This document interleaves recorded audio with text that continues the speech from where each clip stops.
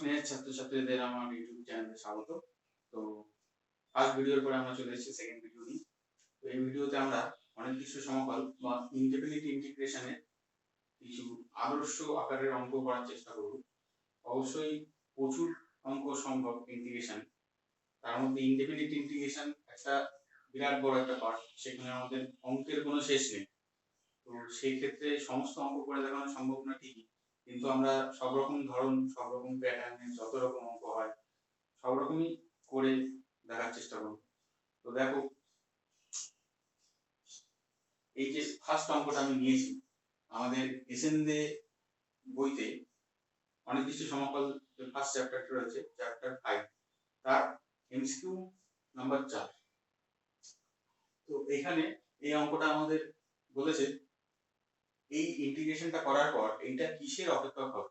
Option দেওয়া আছে tan x এর অপেক্ষক, cot x এর অপেক্ষক, বা sin cos x এর অপেক্ষক, বা কোনোটি না, এরকম টাইপস। তো আলটিমেট কি চেয়েছে, ইন্টিগ্রেশনটা কমপ্লিট করার পরে যে ফাংশনটা বেরোবে সেটা অবশ্যই একটা নতুন ফাংশন। সেই ফাংশনটা কিসের উপরে ভিত্তি করে তৈরি, সাইন না কস না ট্যান, সেটাই আমাদের চেয়েছে। তো সেই ফাংশন বের করাটা ব্যাপার কিছু না, মেইন ব্যাপার হচ্ছে ইন্টিগ্রেশনটা কমপ্লিট করা। দেখো, এই ইন্টিগ্রেশনটা কমপ্লিট করতে গেলে আমাদের যে বেসিক নলেজগুলো জানা প্রয়োজন, সেটা হচ্ছে ইন্টিগ্রেশন কখনোই সহজভাবে দেওয়া থাকে না। মানে আমরা এই ফাংশনটাকে যদি ডেরিভেটিভ করতে দিতাম, আমরা কি করতাম, গুণের সূত্র u ইনটু v যে সূত্রটা রয়েছে তার সাহায্যে করে ফেলতে পারতাম। ইন্টিগ্রেশনের গুণের সূত্র কি নেই? হ্যাঁ আছে। সেটা আমরা ইন্টিগ্রেশনের আংশিক সমাকলন যখন শিখবো, চ্যাপ্টার 4, তখন শিখবো। সেই গুণের সূত্রের সঙ্গে আমাদের ডেরিভেটিভের গুণের সূত্রে কিছুটা পার্থক্য রয়েছে। তো কি পার্থক্য রয়েছে সেটা যখন আমরা ওইখানে পড়বো তখন বলবো। অনির্দিষ্ট সমাকলে বা আমাদের এরপরে যে আরো চ্যাপ্টার রয়েছে পরিবর্তক বা প্রতিস্থাপন পদ্ধতি, এই চ্যাপ্টারগুলোতে ইন্টিগ্র্যান্ড বা সমাকল্য যা দেওয়া থাকবে 90% ক্ষেত্রেই তাকে ডিরেক্টলি সমাকল করা সম্ভব না। অর্থাৎ আমাদের যে সমাকলনের ফর্মুলাগুলো আমরা আগের শিখলাম, সেই ফর্মুলার আকারে যদি কোনো কিছু দেওয়া থাকে, সাপোজ ধরো এই ইন্টিগ্রেশনটা যদি আমি দেওয়া থাকতো sec স্কয়ার x dx, তাহলে আমরা ইজিলি একে tan x c লিখে দিতে পারতাম। মানে কি, যেটা আমাদের দিচ্ছে সেটা থেকেই আমরা ডিরেক্টলি অঙ্ক করে ফেলছি, আমাদের কোনো ক্যালকুলেশনের প্রয়োজন নেই অঙ্ক করার আগে। এইগুলোকে বলে আদর্শ সমাকল। মানে কি, ফর্মুলার আকারেই তাকে দেওয়া থাকে, সেই আদর্শ সমাকল দেওয়া থাকলে তাকে আমরা ডিরেক্টলি ইন্টিগ্রেশন করে কমপ্লিট করে ফেলতে পারি। কিন্তু এই টাইপের আদর্শ আকারের সমাকল খুব রেয়ার কেসে দেওয়া থাকে, সেই জন্যই ডেরিভেটিভের সঙ্গে ইন্টিগ্রেশনের একটা পার্থক্য বেসিক হয়ে যায়। এখানে ইন্টিগ্রেশনটা একটু তুলনামূলক কঠিন লাগে। তো কঠিন লাগার কিছু না, আমাদের স্টেপস শিখতে হবে, ক্যালকুলেশন শিখতে হবে, কোন অঙ্কে কিভাবে করা উচিত সেটা জানতে হবে, জানলে ইন্টিগ্রেশন সহজ। তো দেখো, এই অঙ্কটায় শুধু sec স্কয়ার নেই, শুধু cos স্কয়ার নেই, তাদের গুণ করে দিয়েছে। তাহলে এটা কিভাবে করা যায়? বেসিক্যালি এই অঙ্কটা দুভাবে করা যায়।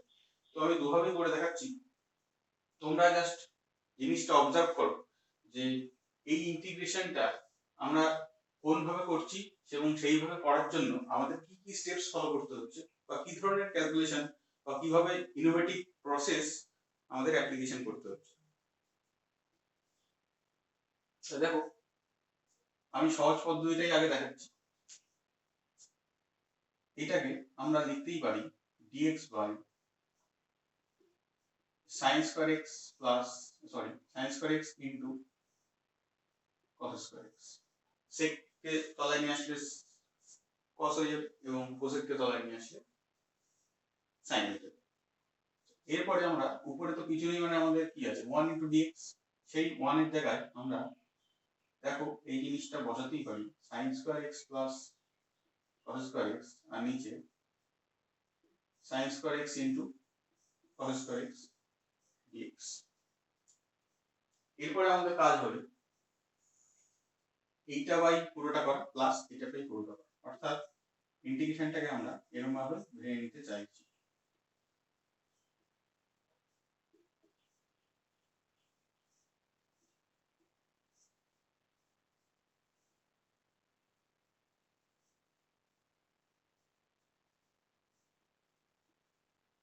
এরকম ভাবে আমরা ভেঙে নিতেই পারি। দেখো, এবার আমরা একটা করে টার্মস ইজিলি ক্যান্সেল আউট করতে পারছি। তাহলে আমাদের কি টার্মস পড়ে রয়েছে, দেখো পড়ে আছে 1/cos স্কয়ার, তাকে আমরা লিখতে পারি sec square x plus 1/sin square, তাকে আমরা লিখতে পারি cosec square x of dx। দেখো যখন এই অঙ্কটা ছিল সেক্ষেত্রে এখানে গুণ ছিল, এবার আমরা যোগ আকারে ভেঙে নিয়েছি ক্যালকুলেশনের মাধ্যমে। তাহলে এই ক্যালকুলেশনটা করার জন্য আমাদের যে স্টেপটা আনতে হয়েছে এইটাই আমাদের এই অঙ্কের রিমেম্বার স্টেপ, মনে রাখতে হবে এই যে 1 এর জায়গায় আমাদের এই জিনিসটা লিখতে হবে। তাহলে কি এইটা একটা ক্যালকুলেশনের প্রসেস, একটা ইনোভেটিভ ওয়ে যার মাধ্যমে আমরা ইন্টিগ্র্যান্ডকে চেঞ্জ করে টিপিক্যাল ইন্টিগ্র্যান্ড বা আদর্শ সমাকল বা আইডিয়াল ইন্টিগ্র্যান্ড তৈরি করতে পারবো। তবে এরপরে আমাদের কাজ কি, এরপরে আমাদের কাজ দুটো ইন্টিগ্রেশনকে আলাদা করে দেওয়া। এবার আমরা ইজিলি ইন্টিগ্রেশন করে ফেলতে পারি। দেখো এটা হচ্ছে tan x, এটা হচ্ছে -cot x, আর যতগুলো ইন্টিগ্রেশনই করি ধ্রুবক একটাই আসবে, ইন্টিগ্রাল কনস্ট্যান্ট c। এবার আমি এই অঙ্কটাই একটা অল্টারনেটিভ ওয়েতে করে দেখাচ্ছি। দেখো dx by sin square x cos square x, এই যে সেকেন্ড লাইন, এখান থেকে আমি অঙ্কটা স্টার্ট করছি। কি করব, উপর নিচে আমরা 4 গুণ ভাগ করব, বাইরে 4টা রাখলাম, একটা 4 ভেতরে রাখলাম হয়। এবার আমরা এটাকে লিখতে পারি dx by 2 sin x cos x whole square. তাহলে এটা হয়ে গেল sin 2x তার হোল স্কয়ার, তার মানে কি sin স্কয়ার 2x, তাহলে উপরে উঠে গিয়ে sin হয়ে যায় cosec তার square 2x dx। cosec square 2x এর ইন্টিগ্রেশন আমরা জানি minus half into cot 2x plus c, এখান থেকে 2 2 ক্যান্সেল আউট হবে, -2 cot 2x প্লাস c। এখন অনেকের মাথায় প্রশ্ন জাগতে পারে এইটা উত্তর তো মিলতো না। দেখো এইটায় তুমি tan কে আর cot কে sin cos এ ভাঙিয়ে লসাগু করে একটু ক্যালকুলেশন করলেই তুমি এই টার্মসে পৌঁছে যেতে পারবে। এটা এমন কিছু সম্ভব বা অসম্ভব কিছু না, ঠিক আছে। এরপরে আমরা যাচ্ছি আরেকটা খুব সুন্দর এক্সাম্পল। দেখো আমরা দুখানা এক্সাম্পল নিয়েছি। 11 নম্বর অঙ্ক যেটা আমাদের সৌরনাথের বইতে রয়েছে প্রতি সংখ্যক 11, কি বলেছে dy dx √x দেওয়া আছে, y 3 x 4 হলে y সমান কত, মানে এই ফাংশনটা আমাদের নির্ণয় করতে হবে। তো কি করতে হবে আমাদের, দেখো দেখতেই পাচ্ছ dy dx √x দেওয়া মানে y নিশ্চয়ই একটা ফাংশন ছিল যাকে ডেরিভেটিভ করে √x পাওয়া গেছে।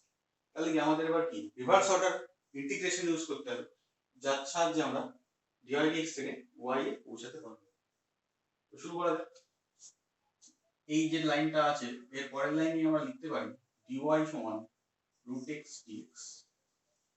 অবশ্যই এখানে খেয়াল রাখতে হবে আমরা x এর সঙ্গে x এর ভ্যারিয়েবল আনলে তবে ইন্টিগ্রেট করতে পারি। তাহলে এরপরে আমাদের ইন্টিগ্রেশন সাইন চাপানো হবে, দুদিকেই ইন্টিগ্রেশন হবে। তাহলে কি হবে, বাঁদিকে dx এর ইন্টিগ্রেশন যেরকম x হয়, dy এর ইন্টিগ্রেশন হয়ে যাবে y, আর ডান দিকে এটা হয়ে যাবে x to the power half, তাহলে তার ইন্টিগ্রেশনের formula x to the power half plus x by half plus x plus c। অর্থাৎ কি বেরোলো, এখানে হাফ প্লাস 1 মানে 3 এর 2, উপরে উঠে গিয়ে 2 এর 3, x টু দি পাওয়ার 3 এর 2 প্লাস c। এইটা হচ্ছে আমাদের y এর জেনারেল ভ্যালু।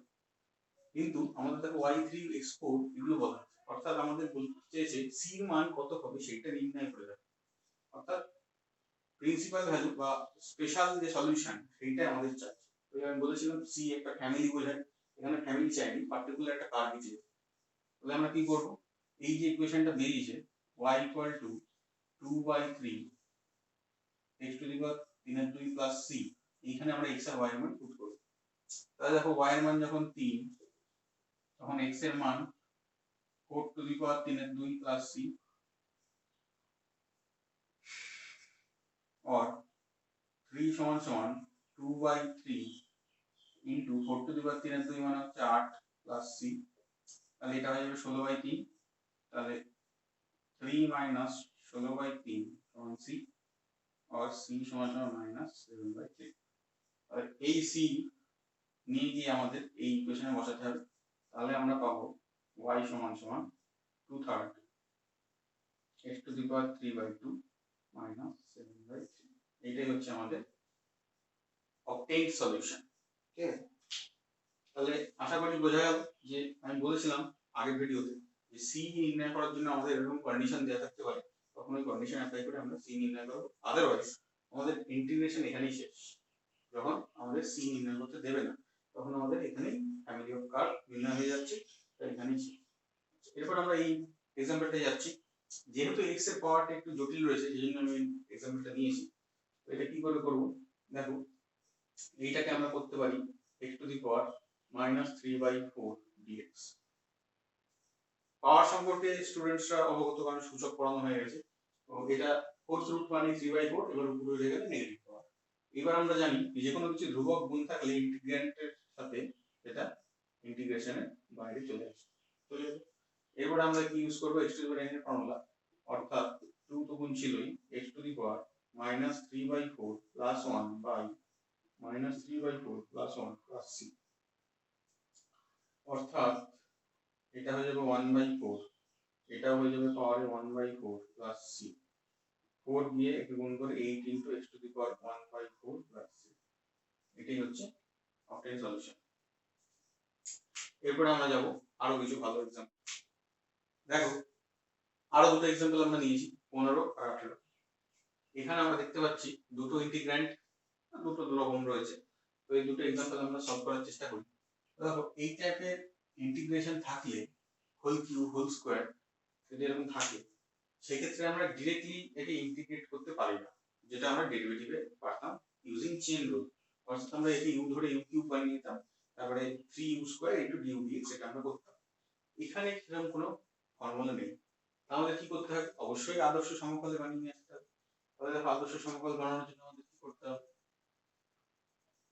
এটাকে হোল কিউবে ভাঙতে হবে, অর্থাৎ a cube minus 3a square b plus 3ab square minus b cube, এই ফর্মুলা আমাদের ইউজ করে এটাকে ভেঙে নিতে হবে। এরপরে সামান্য কিছু ক্যালকুলেশনস রয়েছে। দেখো x cube minus 6x plus 12/x minus 8/x cube, এরকম আমরা সিম্পলিফিকেশন করে নিতে পারি। দেখো প্রত্যেকটাই x এর পাওয়ারে চলে এসেছে, অর্থাৎ আমাদের যে আদর্শ সমকল আকার x to the power n সেই আকারে আমরা নিয়ে আসতে পেরেছি। এবার আমাদের কাজ কি, আমরা একে আলাদা আলাদা ইন্টিগ্রেশনে ভেঙে দিতেই পারি।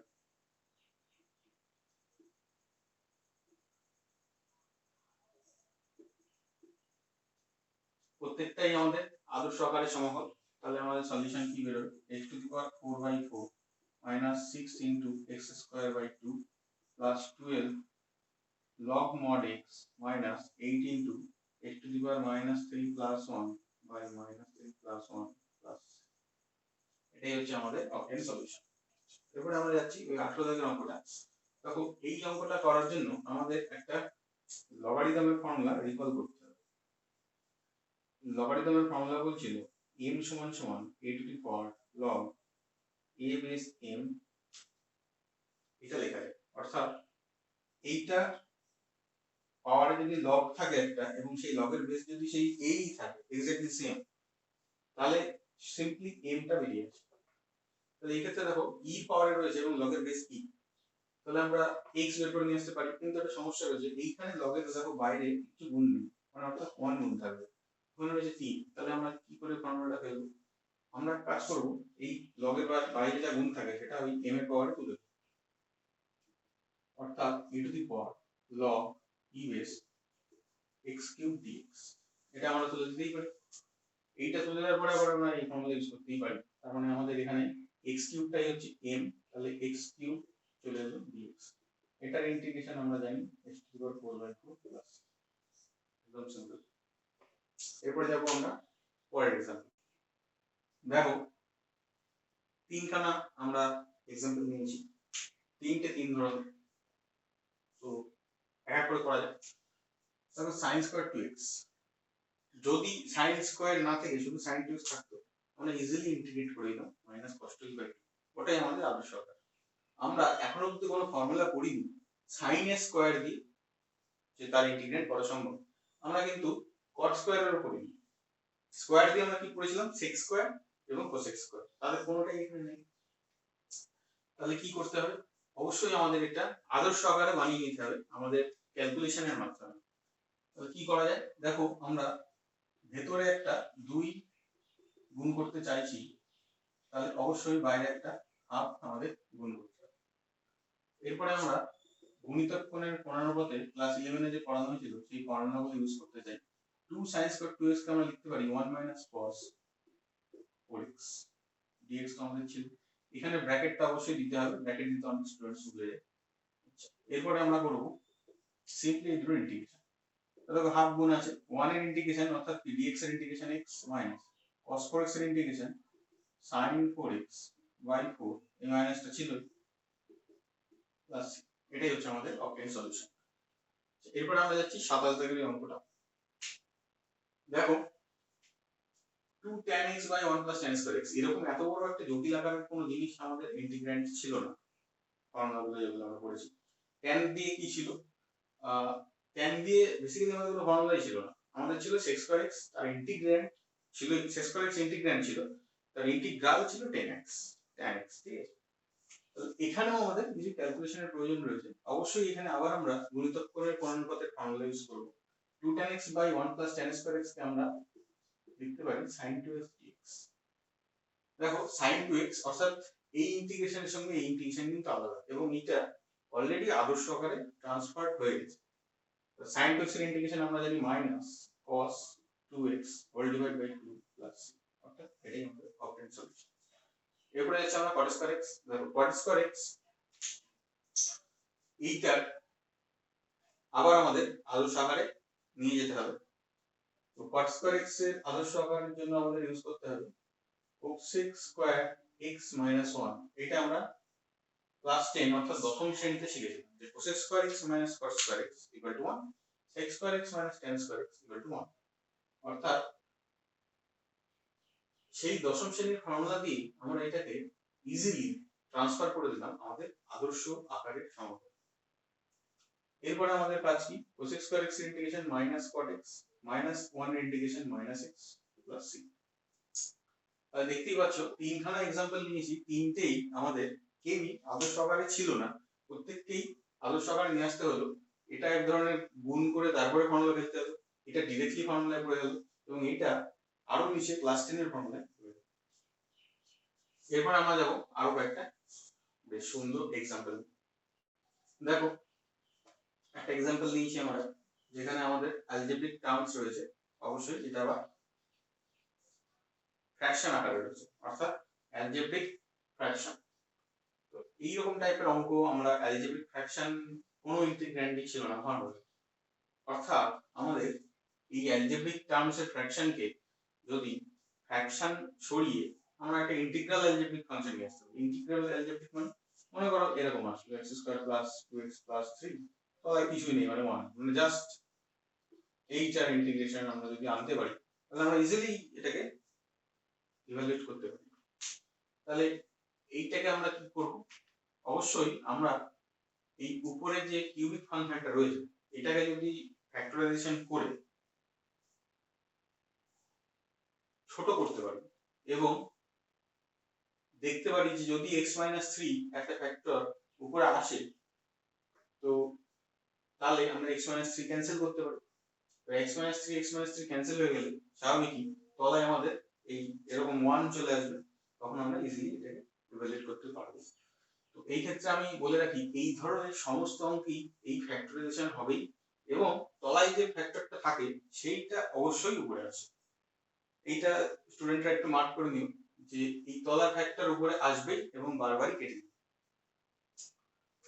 অবশ্যই এটা অনির্দিষ্ট সমকলের জন্য। পরে যখন আমরা অন্য চ্যাপ্টারের অঙ্কগুলো করব সেই ক্ষেত্রে তোমাদের এরকম মিলবে না সব সময়, তো তখন তার পদ্ধতি আবার আলাদা। তো সেই জন্য ওইগুলো করার সময় আমি আবার বলে দেবো যে তোমাদের সবই অ্যাপ্লাই করে দেখতে হবে যে এই চ্যাপ্টারের মতো করে ওটা হচ্ছে নাকি তারপরে চ্যাপ্টারের মতো করে হচ্ছে। এগুলো অবশ্যই নিড মোর প্র্যাকটিস। তো দেখা যাক এই x2 - 6x - 9 অবশ্যই কিউবিক ফাংশন, এটা ভ্যানিশিং মেথডের মাধ্যমে আমরা ফ্যাক্টরাইজেশন করি।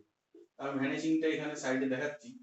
দেখো এখানেও একটা ট্রিক রয়েছে, x - 3 যেহেতু কেটে যাবে তার মানে কি এইটা অবশ্যই এর একটা ফ্যাক্টর, তাহলে আমরা x - 3 এইটা বসিয়ে অবশ্যই ওদের 0 করতে সক্ষম। তাহলে দেখো 3 বসালে 3 কিউব 27, এখানে 3 6 18 -18 প্লাস -9, তাহলে 27 এর সঙ্গে এই দুটো কেটে ইজিলি 0 হচ্ছে, অর্থাৎ x - 3 এর একটা ফ্যাক্টর। তাহলে আমরা ভ্যানিশিং মেথডে ওয়ান স্টেপ গ্যাপ দিয়ে যেভাবে করি,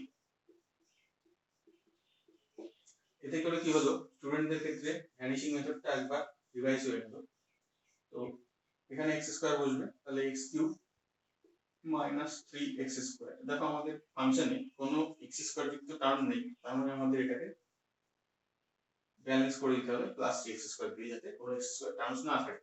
এবারে এই 3x² প্লাসটা এখানে কার সাথে গুণ, মানে কি গুণ করলে সম্ভব, অবশ্যই প্লাস 3x গুণ করলে আমরা এটা পাবো। তাহলে 3x - 3 মানে -9x, দেখো আমাদের -6x আছে, আমাদের -9x এসে গেছে, অর্থাৎ আমরা নেগেটিভ বেশি এনে ফেলেছি, তাহলে আমাদের প্লাস 3x দিয়ে ব্যালেন্স করতে হবে। প্লাস 3x এখানে দেখো 3 গুণ করলে সম্ভব -9, তাহলে ইজিলি আমরা বলতে পারি x - 3 কমন গেলে x² প্লাস 3x প্লাস 3। এরপরে যদি এই দ্বিঘাত টার্মস বা তাকে যদি মিডল টার্ম করা সম্ভব হয়, কোনো প্রয়োজন নেই মিডল টার্ম, কারণ আমাদের মিডল টার্মের কোনো প্রয়োজনীয়তা থাকে না ইন্টিগ্রেশনের ক্ষেত্রে। আমাদের যে এরকম রাশিমালা বা অ্যালজেব্রিক এক্সপ্রেশন সেটাই প্রয়োজন, ইন্টিগ্রেশনকে পার্ট পার্টে ভেঙে দিতে। মানে আমাদের যদি কোনো অঙ্ক এরকম দেওয়া থাকে x - 1 ইন্টু x প্লাস 2, তাকে ইন্টিগ্রেট করো, তাহলে অবশ্যই আমরা ওটাকে গুণ করে পার্ট পার্টে ভেঙে দিই। তাহলে এক্ষেত্রে আমাদের গুণ করাই হয়েছে, তাহলে এতে আমরা ফালতু মিডল টার্ম ফ্যাক্টরাইজেশন করতে যাব না। তাহলে দেখো আমি এখানে লিখতে পারি তবে x - 3 into x² plus 3x plus 3 whole divided by x - 3 dx। x - 3 x - 3 cancel. এবার আমরা এটাকে তিনখানা ইন্টিগ্রেশনে সাজাতে পারি, দেখতেই পাচ্ছ। তাহলে x³/3 plus 3/2x² plus 3x plus c। দেখো আবার তিনখানা एग्जांपल আমরা নিয়েছি। প্রথমটাই দেখো বলেছে 8 to the power something plus 2 to the power 1/2 to the power something, আর সেকেন্ডটাই বলেছে cos কিউব, এবং থার্ডটাই একটা ফাংশন দেওয়া আছে। তাহলে প্রথমটা থেকে আমরা শুরু করছি। একে আদর্শ আকারে সমাকলে তখনই আনা সম্ভব যদি আমরা a to the power x এর ইন্টিগ্রেশনের ফর্মুলাটা আশা করি মনে রেখেছি, a to the power x by log a plus c, এই টাইপের ইন্টিগ্রেশন আমরা করতে সক্ষম। তাহলে আমরা কি করব, কিছুই না, 8/2 একটা করে দেবো, 2/2 একটা করে দেবো, তাহলে আমাদের আদর্শ আকারে চলে।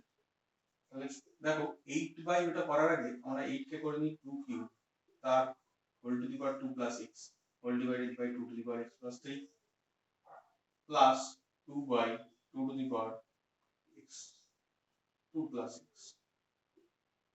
এই দুটো পার্টে আমরা একে ভেঙে নিতেই পারি।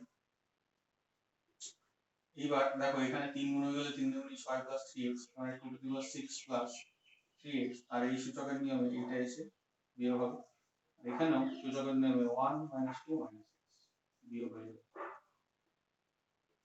তাহলে আমরা কি পেলাম, 2 to the power 3 plus 2x plus 2 to the power -1 - x।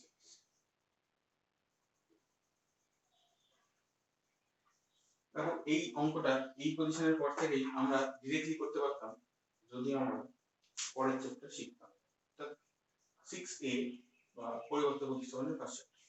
তো যেহেতু শিখিনি, আমাদের যে আদর্শ আকারের সমীকরণ সেটা এখনো এসে পৌঁছায়নি, অর্থাৎ a to the power x অথবা a to the power mx, এটা আসলেও আমাদের হবে। a to the power mx এর সঙ্গে এক্সট্রা টার্মস রয়েছে, এখানে mx এর সঙ্গে এক্সট্রা টার্মস রয়েছে, আমরা কি করে সরাবো, আপাতত আমরা এরকম করে নিতে চাইছি।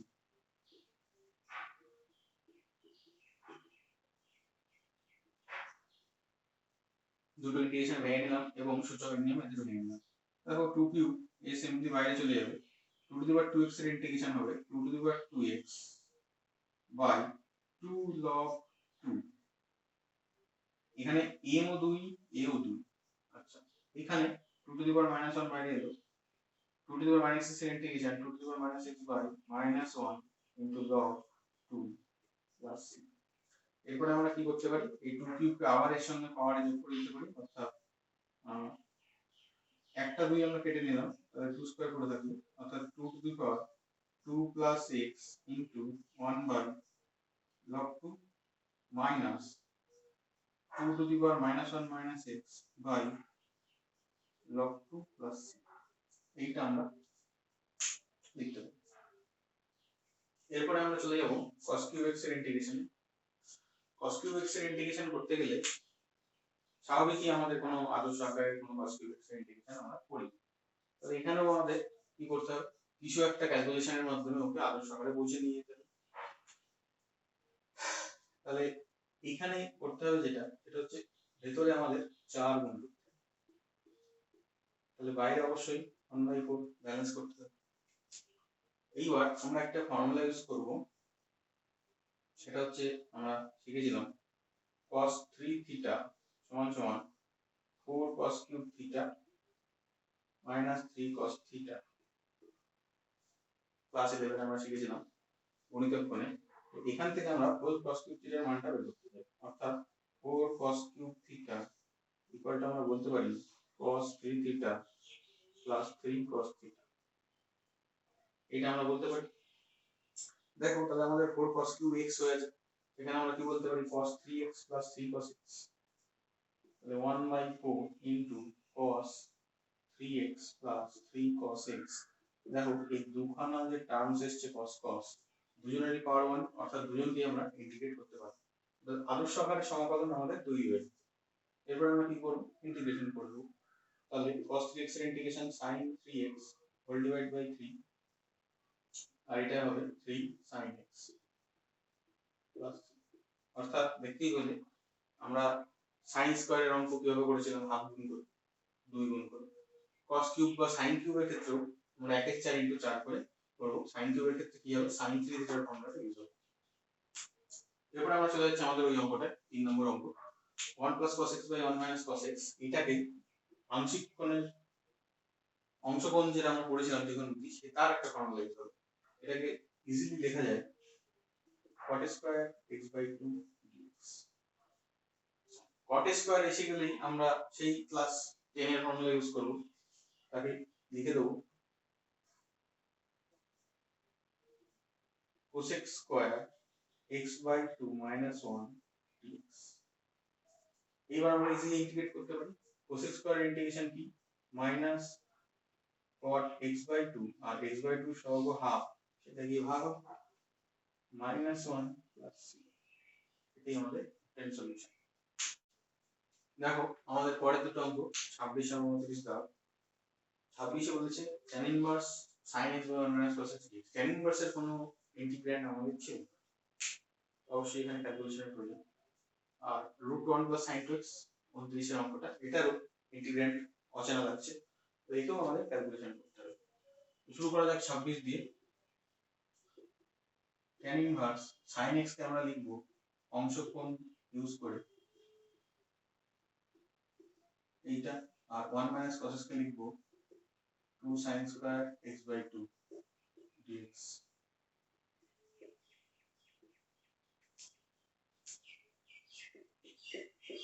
দেখো 2 আর sin একটা করে ক্যান্সেল, তাহলে আমরা এখানে লিখতে পারি cot x/2 dx। tan inverse cot কোন ফর্মুলা আলোচনা করে না, আমরা যদি ভেতরে tan বানাতে পারি অথবা বাইরে cot ইনভার্স বানাতে পারি তাহলেই হবে। তো আমরা কি করব, আমরা ভেতরে tan বানাবো। তাহলে tan ইনভার্স cot কে tan লেখা যায় π/2 - x/2 দিয়ে ঘুরিয়ে দিই।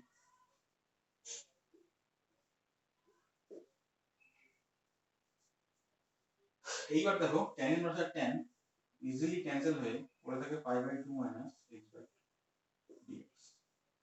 এর ইন্টিগ্রেশন আমরা করতে পারি π/2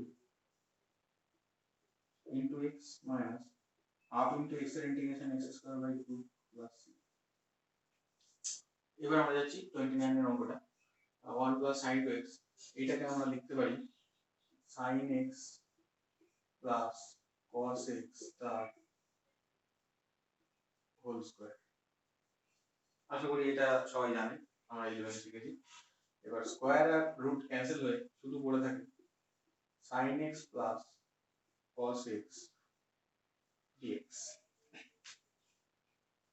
দেখো আদর্শ আকারে সমাকল চলে এসেছে, তাহলে sin x এর integration minus cos x, cos x এর integration sin x plus c, এটাই। দেখো এরপর আমরা চারখানা ইন্টিগ্রাল নিয়েছি, চারখানাই একসাথে নেওয়ার কারণ চারখানাই সিমিলার, এদের ক্যালকুলেশন প্রসেস অর্থাৎ এদের দেখতেই পাচ্ছ আদর্শ আকারে নেই, এদের আদর্শ আকারে আনার জন্য আমরা যে প্রসেসটা ইউজ করবো চারজনের জন্যই সেম। প্রসেসটা ভালো করে মনে রাখতে হবে, যে ফাংশনটা থাকবে ঠিক তার কনজুগেট অর্থাৎ অনুবন্ধী দিয়ে উপর নিচে গুণ করতে হবে, লব আর হরকে। কনজুগেট বলতে দেখো এই ক্ষেত্রে 1 মাইনাস sin x এর কনজুগেট আমরা জানি 1 প্লাস sin x, তাহলে গুণ যখন করব এরকম হয়ে যাবে। সিমিলারলি এইটা হয়ে যাবে 1 minus sin x dx divided by 1 minus sin square x। Similarly এইটা হয়ে যাবে 1 plus cos x dx divided by 1 minus cos square x। Fourth এটা হয়ে যাবে 1 minus cos x dx divided by 1 minus cos square x। দেখো চারটে অঙ্কতেই আমরা একই প্যাটার্ন ইউজ করেছি। এরপর আমাদের কাজ কি 1 minus sin square কে লেখা cos square, এটাকে লেখা cos square, এটাকে লেখা sin square, এটাকে লেখা sin square দিয়ে আমরা 1 by cos square sin by cos square এটাকে ডিফারেন্টলি ভেঙে দেব, অর্থাৎ কি আসবে আমাদের 1 by cos square মানে sec square plus sin by cos square মানে sec x tan x, এটা আমাদের আসবে। সিমিলারলি এটাতে আসবে জাস্ট এই জায়গাটা মাইনাস অর্থাৎ sec square minus sec x tan x, এখানটা কি আসবে দেখো এটা sin square অর্থাৎ 1 by বলতে cosec square plus cosec x cot x,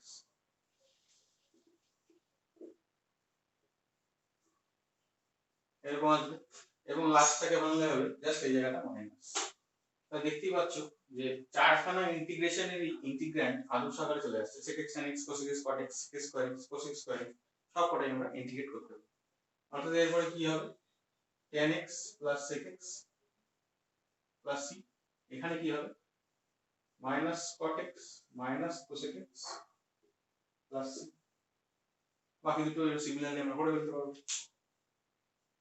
তাহলে এই গেল চারটেই একটা সিমিলার ওয়েতে বা একটা সিমিলার ম্যানারে ক্যালকুলেশন করে আদর্শ আকারে সমকল বানানোর প্রসেস। এইবার আমি বলতে চাই এই 1 minus sin x আর 1 plus sin x এদের আরো অন্য প্রসেস রয়েছে সলিউশন করার, এবং আমাদের যে 1 minus cos x আর 1 plus cos x সেটারও অন্য প্রসেস রয়েছে।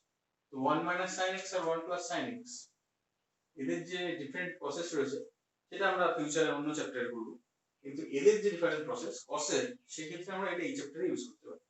তো ডিফারেন্ট প্রসেসটা আমি দেখাতে চাইছি। দেখো লিখতে পারি অংশগ্রহণের ফর্মুলা দিয়ে 2 sin স্কয়ার x বাই 2, আর এইটাকে লিখতে পারি 2 cos স্কয়ার x বাই 2। এরপর আমরা কি করব হাফ বাইরে চলে আসবে, এটা হয়ে যাবে cosec square x by 2 dx, এক্ষেত্রেও হাফ বাইরে চলে আসবে হয়ে যাবে sec square x by 2 dx। দেখো এরপরে আমরা ইজিলি এটাকে ইন্টিগ্রেট করতে পারি, এই ইন্টিগ্রাল নির্ণয় করতে পারি, কারণ এটা আমাদের আইডিয়াল ইন্টিগ্র্যান্ডে পরিণত হয়ে গেছে। আচ্ছা এরপরে যাওয়া যাক এর পরের প্যাটার্নগুলো। দেখো আমরা দুটো অঙ্ক নিয়েছি, প্রথমটায় sin cos এর গুণ, তারপরটায় sin sin cos এর গুণ। এই ধরনের অনেকগুলো অঙ্ক সম্ভব, আমি একটা করে एग्जांपल দেখাচ্ছি। এই যে sin cos এদের দুজনের মোট চার রকম গুণ হতে পারে।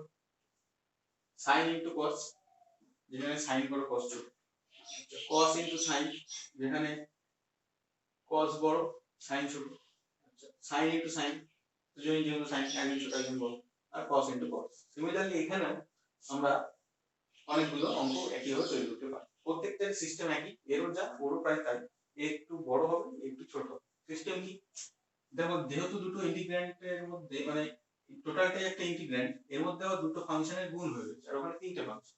তো এরকম গুণ থাকলে আমাদের ইন্টিগ্রেশন করতে সমস্যা, কারণ আমরা গুণের ইন্টিগ্রেশন পারি, এটাই আমাদের মেন যে কি বলবো সমস্যা বা বাধা রয়েছে, বার্ডেন করতে পারো। তো এই সমস্যা আমরা অতিক্রম করার জন্য কি করি, আমরা এটাকে চেষ্টা করি যোগ বা বিয়োগে ট্রান্সফার করতে সাইন কোসের। ওই জন্য আমরা সেই যোগফল গুণফল রূপান্তরের যে ফর্মুলা করেছিলাম ক্লাস 11 সেই ফর্মুলা ইউজ করব। তো তার জন্য অবশ্যই আমাদের এখানটা 2 করবে, তাহলে বাইরে একটা হাফ আনতেই হবে অটোমেটিক্যালি। তাহলে 2 sin a cos b এর ফর্মুলা ছিল sin a plus b অর্থাৎ sin 10x plus sin a minus b অর্থাৎ sin 4x। দেখো জাস্ট একটা ফর্মুলা ইউজ করতেই আমাদের ইন্টিগ্র্যান্ড সেপারেট হয়ে গেছে, ইজিলি আমরা এবার ইন্টিগ্রেট করে ফেলতে পারি। তাহলে কি আসবে minus cos 10x by 10 minus cos 4x by 4 plus, তাহলে ওইখানে দেখা যাক কি করতে হয়, এখানেও আমাদের একই স্টেপ ফলো করতে হবে। আমরা 2 নিয়ে আসবো, এবার 2 নিয়ে আসার পরে আমরা যে কোনো দুটোকে নিয়ে যোগফল গুণ করে ফেলতে পারি। আমি চাইছি sin নিয়ে ফেলবো। আর 2 sin a sin b সূত্র হচ্ছে cos a minus b অর্থাৎ cos x minus cos a plus b অর্থাৎ cos 3x into cos 3x আরেকটা ছিল ব্র্যাকেটের বাইরে থাকবে। এরপরের কাজ হচ্ছে এই cos 3x দিয়ে দুটো cos কে গুণ করা, অর্থাৎ cos 3x cos x minus cos square 3x dx। দেখো স্কয়ারকেও আমরা ইন্টিগ্রেট করতে পারি না, দুটো গুণকেও আমরা ইন্টিগ্রেট করতে পারি না। দুটো গুণের জন্য আমাদের এই প্যাটার্ন ফলো করতে হবে।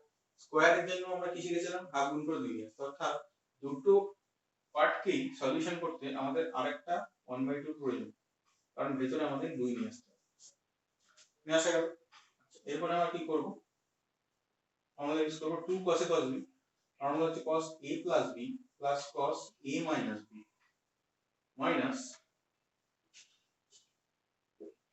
2 cos square 3x এর গুণিতক কোণের ফর্মুলা হচ্ছে 1 plus cos 2 6x হয়ে যাবে, অর্থাৎ 1 plus cos 6x ভেঙে গেল। এবার দেখো cos 4x cos 2x cos 6x 1 চারটেই আমাদের আদর্শ আকারে সমাকলে চলে এসেছে। তাহলে আমরা কি করব, 1/4 নেব, ইন্টিগ্রেশন স্টার্ট করব। cos 4x এর integration sin 4x by 4 cos 2x এর integration sin 2x by 2 minus 1 এর ইন্টিগ্রেশন x minus cos 6 এর integration sin 6x by 6 plus c। দেখো আমরা সলিউশন করে ফেলেছি। দেখো আমরা যে দুটো অঙ্ক নিয়েছি এই দুটো অঙ্কই আমাদের আজকের ভিডিওর লাস্ট অঙ্ক। তো আমরা সব রকম অঙ্কই করে দেখানোর চেষ্টা করলাম, চলো এই দুটো করা যাক। বলেছে দেখো sin x minus cos 2x by 1 plus sin x একটা বড় সরো ইন্টিগ্রেন্ড, ওটাও দেখো whole to the power 4 by square বড় সরো ইন্টিগ্রেন্ড। তো কি করতে হবে, এখানে আমাদের একটা ফর্মুলা ফেলতে হবে ফার্স্ট। দেখো নিচে সাইন রয়েছে, উপরেও সাইন cos সবই রয়েছে। তো এই অঙ্কটা ওই অনেকটা ওরকম, আমি যদি উপরে একটা 1 plus sin x এর ফ্যাক্টর আনতে পারি তাহলে ওটা কেটে যাবে। সেই ফ্যাক্টর আনা কি করে সম্ভব, আমরা cos 2x কে sin দিয়ে একটা ফর্মুলা ইউজ করব, অবশ্যই গুণিতক করার পদের ফর্মুলা। এটা এরকম ছিল 1 minus 2 sin square x।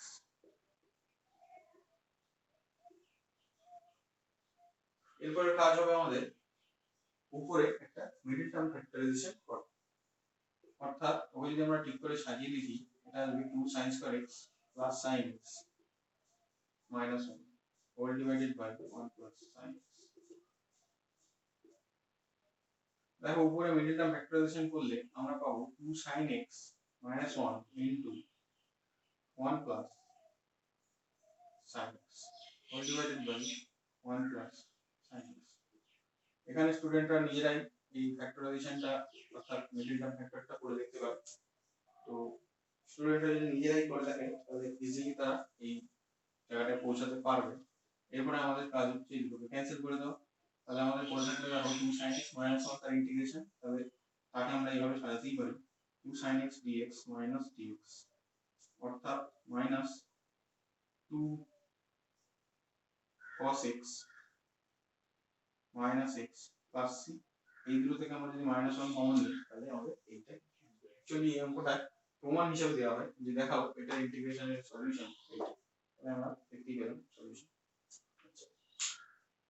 এই অঙ্কটা দেখো 13 অঙ্কটা, এটা তো আমাদের প্রমাণ দেওয়া হয়েছে, তার আমি প্রমাণটা দিচ্ছি না, আমি সলিউশন আসার পরে বলতে পারি প্রমাণছি। তোমরা বইগুলো দেখতেই পারো, দীর্ঘ উত্তরধর্মীতে রয়েছে এসএনদের বইতে। এই অঙ্কটা দেখো আমাদের অনেকের মাথায় আসতে পারে, আমরা তো এইটা এরকম করেই দিতে পারি cos square x into cot square x, এরকম করতেই পারি। পারি তো নাকি? একটা cos স্কয়ার সরে গেল, দিয়ে আমরা সরিয়ে দিলাম। দিয়ে এরপরে স্টুডেন্টদের যে জিনিসটা মাথায় আসে সেটাই আমি একটু করে দেখার চেষ্টা করি, যদি আমরা সেভাবে সলিউশনে পৌঁছাতে পারি। অবশ্যই যদি না পৌঁছাই আমরা অন্য প্রসেস ইউজ করব।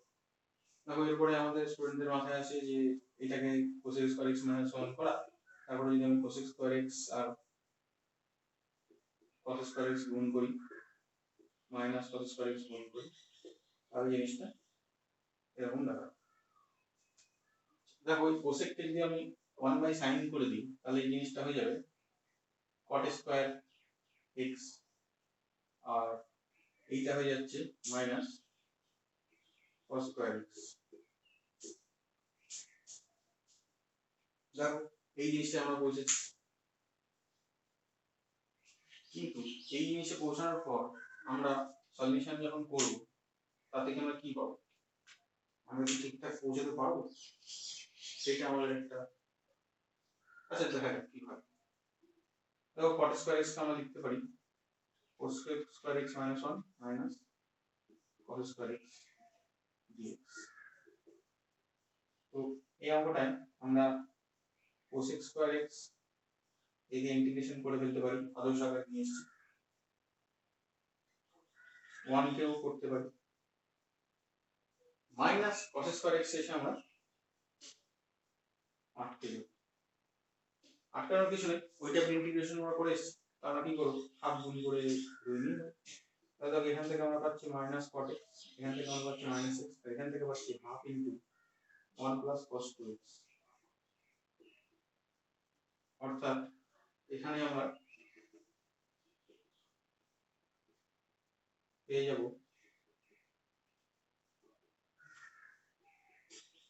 এইটা মাইনাস cot x। তো একটু ক্যালকুলেশন করলে আমরা পেয়ে যাবো মাইনাস 3x/2 মাইনাস হাফ মানে এক এক sin x। তো আমাদের যে অঙ্কটার উত্তরটা চেয়েছিল সেই উত্তরটা আমি এখানে একবার লিখছি। উত্তরটা ছিল মাইনাস কমন নিয়ে 3x/2 plus 1/4 sin 2x plus cot x plus c, এইটা আমাদের প্রুফ করতে বলেছিল। আমরা অলরেডি মাইনাস cot x এ পৌঁছে গেছি, মাইনাস 1/4 sin 2x পৌঁছে গেছি, minus x minus half x যোগ করলেই আমরা মাইনাস 3x/2 পৌঁছে যাব। তাহলে আমাদের এই সলিউশনটা ইজিলি আমরা পৌঁছে গেছি। এটার একটা অল্টারনেটিভ প্রসেস হয়, আমরা কি করতে পারি এই cos স্কয়ার কে লিখতে পারি 1 মাইনাস sin স্কয়ার তার whole square, sorry cos to the power 4 কে আমরা লিখতে পারি 1 মাইনাস sin স্কয়ার তার হোল স্কয়ার। হোল স্কয়ারে ভাঙিয়ে এই sin স্কয়ার দিয়ে প্রত্যেকটা জিনিসকে আলাদা করে ভাগ করলে আমরা ইজিলি ওটাকে ইন্টিগ্রেট করতে পারব। তো এই ছিল আমাদের অনির্দিষ্ট সমকলের যত রকম ধরনের অঙ্ক সম্ভব। অ্যাকচুয়ালি সব রকম সম্ভব মানে যত রকম অঙ্ক সম্ভব সব রকম করে দেখানো সম্ভব হলো না, কারণ সময়ের অভাব, একটা ভিডিওতে এত অঙ্ক করে দেখানো সম্ভব না, আর অ্যাকচুয়ালি কোনোদিন করে শেষ করাও সম্ভব না, অনির্দিষ্ট সমকলে এত রকম অঙ্ক হয়। তো সেই জন্য যতটা কভার আপ করা গেল স্টুডেন্টদের জন্য আমি ততটাই করে দিলাম। অবশ্যই স্টুডেন্টদের সমস্যা হলে বা কোনো অঙ্ক যদি অন্য কোনো বই বা যেখানেই হোক তারা যদি ফেস করে কোনো সমস্যা অবশ্যই আমাকে কমেন্ট বক্সে জানাবে, তোমরা সেখান থেকে সলিউশন পেয়ে যাবে। তার জন্য ডেডিকেটেড ভিডিও আমি বানাবো। তো তোমরা এই ভিডিওটা ভালো করে দেখো, অঙ্কগুলো প্র্যাকটিস করো এবং পুরো বইটা থরলি প্র্যাকটিস করো, কারণ ইন্টিগ্রেশনটা টোটালটাই প্র্যাকটিসের উপরে দাঁড়িয়ে আছে।